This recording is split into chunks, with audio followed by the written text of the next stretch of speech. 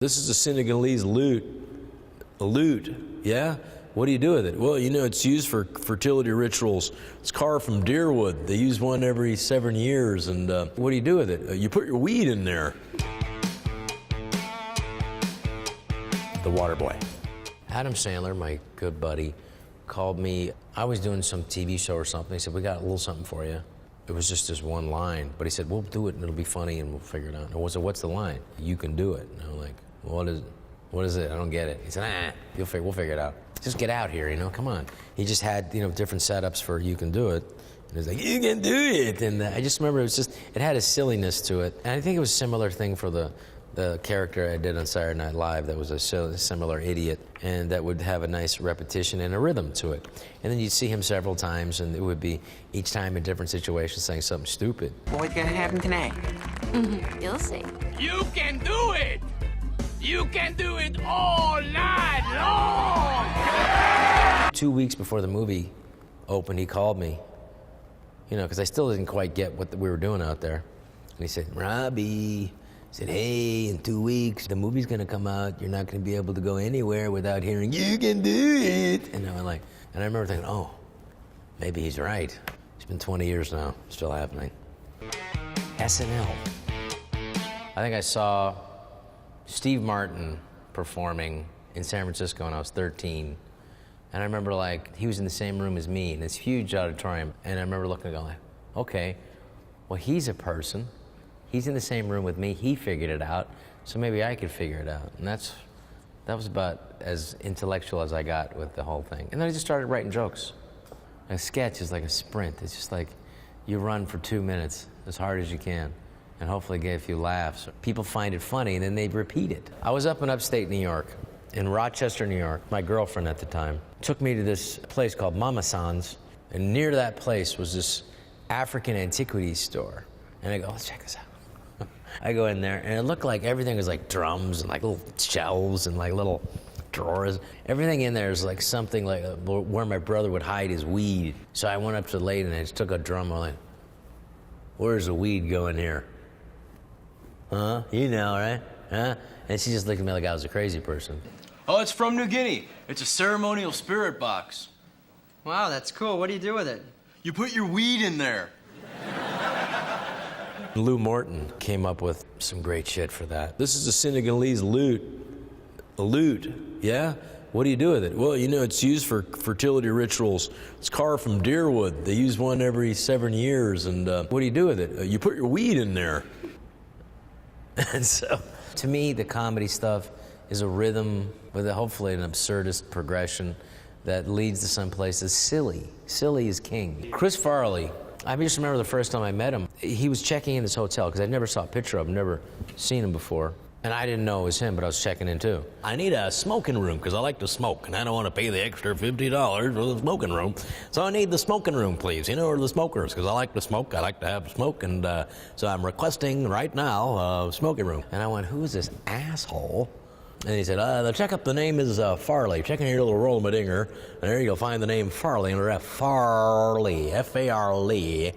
And I went like, oh, hey, Chris, I'm Rob, and I'll be working with you this year.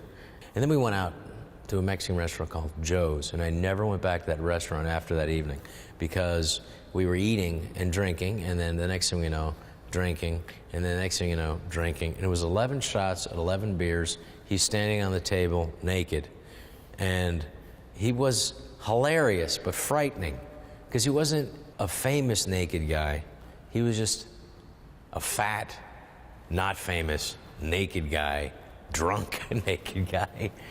But at the same time, it was just hysterically funny. I couldn't help but laugh, but I also never went back to that restaurant, and they never wanted us to ever come back to that restaurant. He's a guy that, like, there's not gonna be another guy like that. Everybody said he was funny, but he really was funny. He just, you know, do things that other people wouldn't do. Sweetest, nicest guy you'd most can imagine. Surf ninjas? We were over in Thailand. It's like, oh, God. They made the costumes in LA. They didn't realize it was gonna be literally 98 degrees before 9 a.m. So it got up to like 110, 115 degrees. I remember like Leslie Nielsen, the guy from Naked Gun. We almost killed him because he was in a bear outfit and like, you know? And I remember like we didn't have any money for a boat. Supposed to be a scene on a boat. Neil Israel said, we'll just get somebody to paint I think we're in trouble. Demolition Man. The producer is Joel Silver. And he said, you have a terrible manager. And I went, why? I couldn't believe how hard it was to get you to be in this thing. And I went, because there's no lines. There's nothing. There's not a role here. He said, yeah, but you'll figure out. The first day on it, Sandra Bullock came up to me. She was doing a perfect Stallone impression. Hey, Rob, how are you doing? I'd never seen a woman, doing a Sylvester Stallone impression. The place where you're supposed to have the toilet paper, you got this little shelf with 3 seashells on it. He doesn't know how to use the 3 seashells. Well, 3 seashells is a type of toilet paper. So there you go. Everybody knows. He doesn't know how to use the 3 seashells. You use the 3 seashells, you open it up, and the toilet paper comes down. How do you use the 3 seashells? We gotta lift them up, asshole. It's right underneath there. Seinfeld. So they had this thing of Bob, which is the guy who's like deaf, but not really deaf. And I said to Larry, I went like, is my character deaf in this thing? And he went like, I don't know. What do you think? I didn't write it. You wrote it. I don't know. Let's find out. I don't know. You decide. So I never knew. I got to watch the rehearsals. Guys, stick around. I'm only here for a week, right? So I'm watching Michael Richards and Jerry do the scene in Jerry's apartment. And Michael Richards is doing this, kind of blocking Jerry's way and doing this. And they're like, seem to be nervous. And like, after the scene, I went like, Michael, what were you doing in that scene? And he said, well, in my mind, I had farted, and I didn't want Jerry to go into that area. That's what good comic actors do. They got stuff going on in their head. You know something's going on, but you don't know exactly what. They're always thinking, And Michael Richards is one of those great guys like that. And then he told me, hey, great to have you here this week, Rob, but sorry this is not one of our better episodes. And I'm like, what? It's not? What? It's not? It's not, Jerry? It's not? Big Daddy. He wanted me for one of the roles, and then the studio said no. And they gave it to Jon Stewart to play like the dad. And I said, don't worry about it, Adam. That's fine, man. No, we'll do something else. He said, but the last thing left was just a Chinese delivery guy. And I went, like, dude, I'm fine. Don't worry about it. No, come out. We'll make something of it. I said, this guy, it shouldn't be Chinese. You should be like some like Eastern European, Russian-ish, Kazakhstan kind of guy. There was a guy that I knew who had a baseball card shop. His name was Yuri. And Yuri was the guy who talked like this. He's from Russia. He's the guy that when he talked to you, just made you feel horrible. And I thought, well, that's fun. And then if you're a delivery guy in New York, a greasy Eastern European delivery guy, people won't even acknowledge you or look at you. And that kind of made me angry a little bit. And I went like, well, that's a good attitude, And Adam would just say, come on. We'll figure out. I said, there's no lines today. Just come on out, we'll figure out something. So all the lines in there, he would figure out the night before while we were in a sauna together, coming up with jokes and whatever, and then I would come up with stuff off of his stuff, and it ended up being like a really fun role. Hip hop? Hip hop Anonymous? Damn you! You gave him the easy ones! And truthfully, it was necessary in that role. He just kind of adopted a family and just kind of made it work, and then he just threw some funny stuff, and it was just Adam ad-libbing and then me ad-libbing off of his ad-libbing. And Dennis Dugan being open enough to like, yeah, that'll work. I opened up the door, you always order, I know you. You always order 3 pieces of cheesecake. When you're doing a movie, you gotta get the laughs wherever you can. Deuce Bigelow. I remember my career several times being in the toilet because I had some movies that did okay, that didn't do great. So you have to come up with something else. And I remember like Adam was writing his own movies. He said, just write your own movie. Just write one. And I said, well, about what? He said, figure it out. And I remember, all right, I'll figure it out, So it was in my apartment in San Francisco, and I'm, flipping the TV, and I see this movie, Richard Gere in it. And it's like, it doesn't seem to be like a very believable movie where this guy, these beautiful women need to hire a gigolo, because, they can't get a guy. And it's like, beautiful women, they can get a guy anywhere. This is a comedy. It just isn't a comedy yet. And I went like, okay, all right. I swear to God, like most of my ideas are not well thought out. That's one of them again. It's just a simple idea. And I just started writing this thing about like a guy. And I said, if I could just be like the most low level, like, guy, and I'm trying to think of what could it be like. And if a guy who's like, cleans fish tanks, and that's his thing, and like a nerdy kind of guy that like is really good with fish, but not with people, and, Seemed like a simple enough idea. I remember I wrote 85 pages, and I was on a plane with Adam Sandler. He said, what are you working on? And I go, let me read it. Let me read it. So he starts reading, and he's laughing out loud, hysterically, and I'm like, he must like it, you know? He's the first guy to ever read it, and he said, come on, this is hilarious. And I said, well, I'm gonna go home and finish it. And he said, hey, listen, stay here, let's have some fun, and then finish it after this week, and then I'll produce it. And I went like, wow, did my life just change right now? 50 First Dates. When you're a really famous movie star like Adam, you get to like show up on an island somewhere, and then you get the whole place to yourself, like the whole chateau or whatever the hell it is there. We were by ourselves there, and like, oh man. And then we were like kind of paranoid, because we were just by ourselves, and like there was somebody working on the land or whatever, you know? It was right on the beach. So let's go talk to that guy. So we talked to that guy, and he go, hey, excuse me, what are you doing here? What is your name? And he turned over and he had that milky eye and go, hey, my name is Ula. How you doing, brother? Adam looked at me and said, you're gonna play him in a movie. And I remember thinking, he's gonna do it. And I knew it, and he did. Okay, this is her. Start beating me up. Make it look good. Give me your wallet. So they had this shitty car, and it goes about 8 miles an hour, and uphill about 4 miles an hour. So we're on the side of the road. She's going, and there's like, I'm supposed to pretend to be mugging Adam Sandler, and then we're waiting for the car to come up, and so we had to ad-lib a little scene, and then it ended up staying in the movie because it was funny. It's like, you come here and make my sister clean your hotel room, eat our pineapple, you know, what does that have to do with anything? Okay, Howley, what do you think? You can come to this island, eat our pineapple? Help me! Ow, not so hard. Take it easy. Trying to bang our women, making my sister clean your hotel room.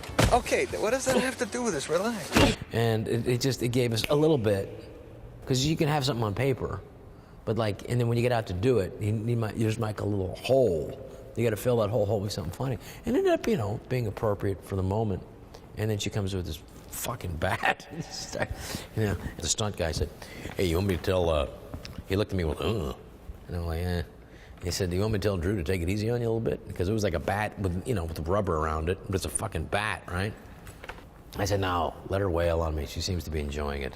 So as soon as she was hitting me, I just started just running, and I remember seeing like the cameraman lifting the huge old-fashioned film cameras, and then following me in the chase. And then, you know, Drew, very instinctual actress, wanted to keep beating me, so she chased me, and then she just kept hitting me, and then it ended up being like from a laugh to a big laugh to a roar. When we screened it, you couldn't hear the screen anymore because the audience was laughing so loud.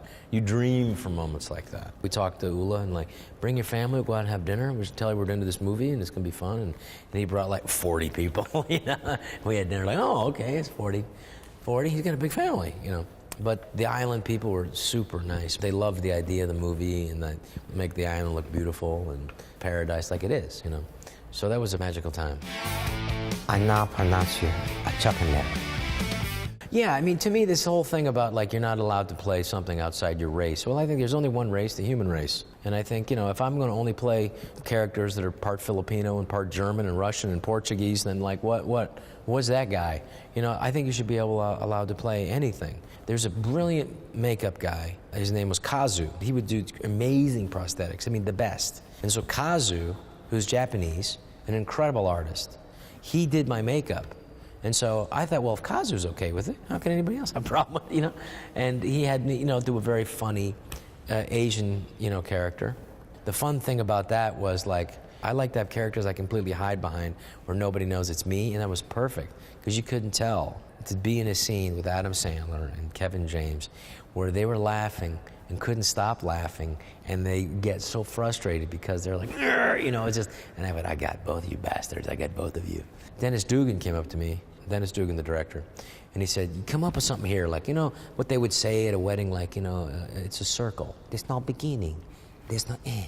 It's not like a corner, you know, a triangle, because you get stuck in the corner. There's no beginning, and there's no end, because it's a circle. That ridiculous 6. Well, that was like the first movie that Netflix made, and it was with Adam Sandler, who's like the most watched guy in the world. He wanted to bring a group of guys together and a bunch of brothers, and he had some great scenes, and he wanted to make a Western. It's tough to make a Western. It's expensive to make a Western.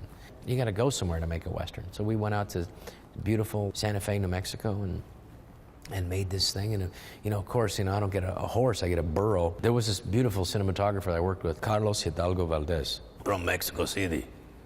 He's a classic chilango, and he's the voice that would wake up dead people in the morning. Buenos dias, señor. ¿Cómo estás? How are you? Amigo. So I said, okay, that's the voice. I don't know if I could do it the whole time. This is the Mexican voice for sure. And then we did the first scene. And again, it's Adam and I doing a scene together. And it's when we meet. I'm combing the burro, and I see him. And he says, you know, hey, we're brothers. My brother. So I hug him. And I still have the brush in my hand, so I just start brushing him. And I just remember him like laughing on the other side, and I was like, I got you again, you motherfucker. And he kept it in the movie, you know. And I remember I'm just hugging him, and I think I tried to eat his shoulder at one point. It's instinctual, you know, it seemed funny to us at the time. And if it makes us laugh, it's got a good chance of making other people laugh. And that was like, kind of spanned like a 20-year period of making movies with Adam. Real Rob. An interesting play, you know, for entertainment is to do a show where the audience, you don't know how much is real and how much isn't real. I wasn't fulfilled with the sitcom that I got to do on one of the networks, and I said, let's do this. We decided to just make the first pilot, and they said, just make the whole series, and then we'll find a place for it. And then Netflix bought it. They paid for the second season, which was like amazing. The second season's, every episode's 30 minutes. And you can really do something. You can actually take an audience someplace. And one of the things that Netflix insists on, and all these streaming services, people want to see an arc. They want to see where it's going to go. So you get to take an audience someplace. The best compliment you can ever have is, we watched the show in 2 days. So, you know, it's a pleasure. And I look forward to doing some more stuff and maybe even making a few movies for them.